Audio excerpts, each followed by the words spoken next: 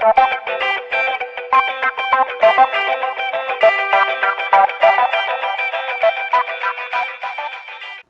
morning, Hillcrest. Today is Tuesday, September 27, 2022. Have a great day.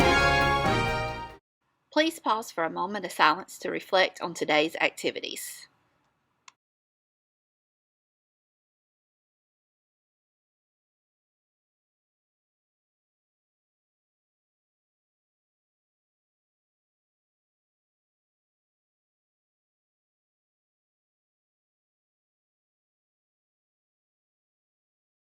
Hello, Toby Turtle here for Classroom Learning Adventures.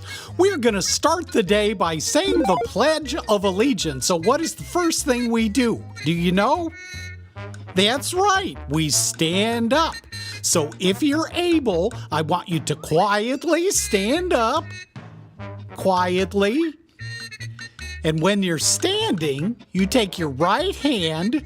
Which one is your right hand? Yep, if you're facing me, it's the one on that side. Now you put your right hand over your heart like this, and now we'll say the pledge together. I pledge allegiance to the flag of the United States of America and to the republic for which it stands, one nation under God, indivisible, with liberty and justice for all. Good job, friends. Go ahead and quietly sit back down, and we'll get this day going. The mission of Dublin City Schools is to prepare all students to be effective communicators, problem solvers, and lifelong learners. The vision of Dublin City Schools is to be a world-class charter school system that produces globally competitive students.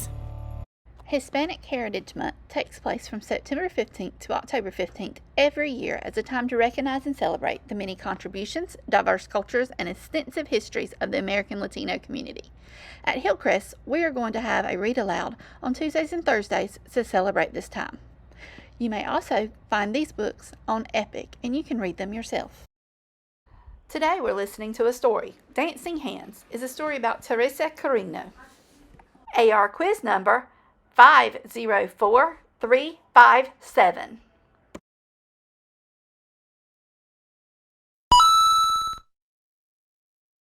Dancing Hands, How Teresa Carreño Played the Piano for President Lincoln, written by Margarita Engel, illustrated by Rafael Lopez, and read by Mr.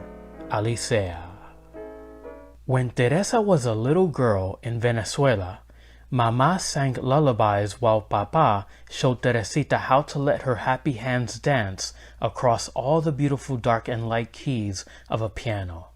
At first, making music seemed magical, but Teresa soon learned that playing a piano could be hard work. Sometimes she had to struggle to make the stubborn music behave as she practiced gentle songs that sounded like colorful birds, singing in the dark and light branches of a shade-dappled mango tree, and powerful songs that roared like prowling jaguars beside towering waterfalls in a mysterious green jungle. If Teresa felt sad, music cheered her, and when she was happy, the piano helped her share bursts of joy. By the time she was 6, she could write her own songs, and at 7 she performed in the peaceful chapel of a magnificent cathedral, playing hymns that shimmered like hummingbirds. Music was Teresita's delight, but suddenly when she was 8, a war changed everything.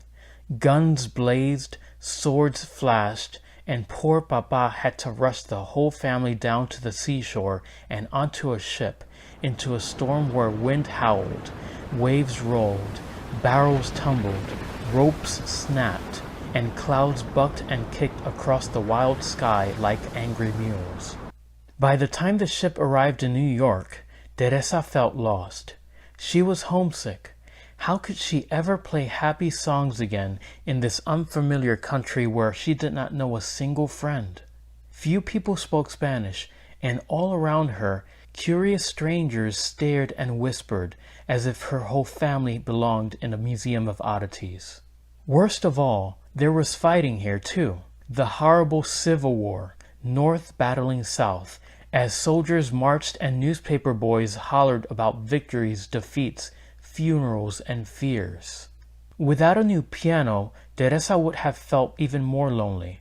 But soon she discovered that wherever one is, some people are friendly, drawn together by songs. Musicians came to her home, playing along while they listened to the dazzling notes of her dancing hands.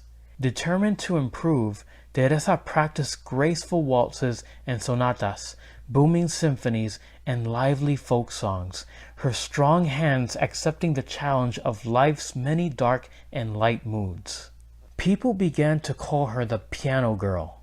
Her picture was in the newspaper and on posters advertising concerts where she performed with great orchestras that invited her to play solos.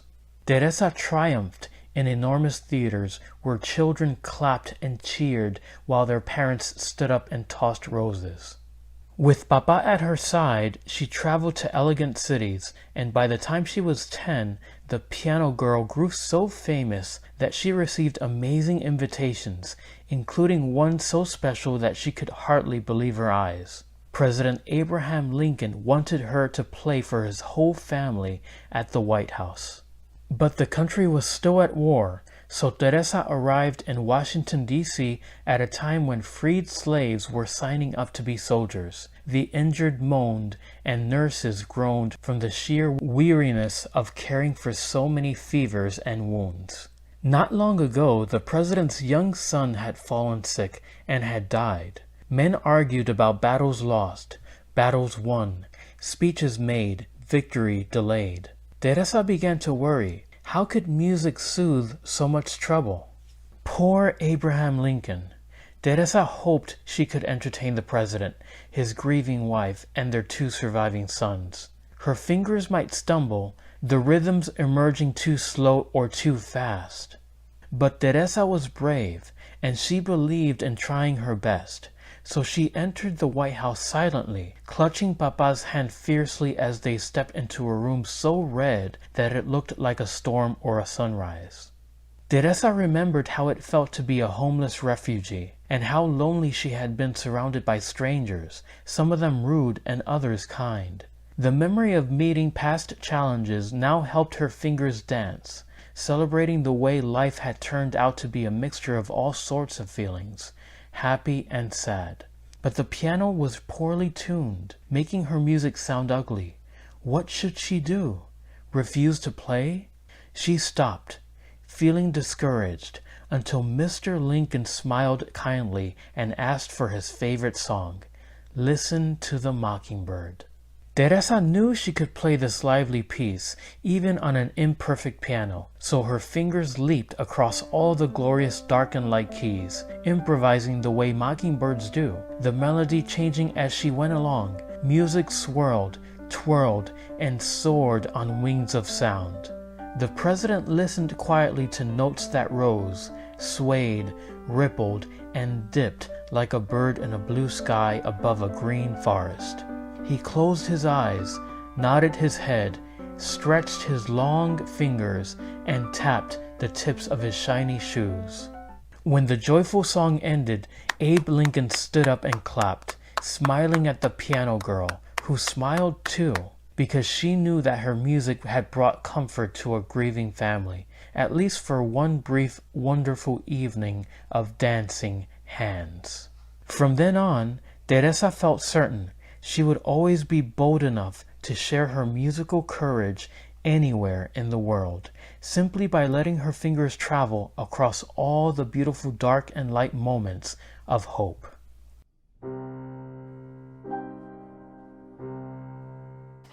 It's homecoming week. Get ready to celebrate and show our support for our Dublin High School football team. Today is our sunny day. We choose to be proactive and carry our own sunny weather. Wear bright colors, sunglasses, and a hat. Wednesday is Wacky Wednesday with Crazy Sock and Hat Day. Think win-win. It's a win-win to get to express our fun style and learn at the same time. Wear your craziest socks and hair. Be wacky on Wednesday. Thursday, we're gonna synergize with our team in grade levels to see who has the most participation. Dress like your grade. We will see people full of camo, what they want to be when they grow up, dressed in Western wear, safari and dressed like an animal day, superheroes, and elderly. Friday is Dub Day. Let's begin with the end in mind as we get ready to celebrate our team and cheer them to victory. Wear your green and gold. Do you know our restroom expectations? Be respectful. Use time wisely. Be responsible. Push, watch it go. Throw away trash. Be safe. Wait your turn. Report the safe conditions. Be respectful. Be responsible. Be safe. Be kind. Don't forget. You were made to be awesome.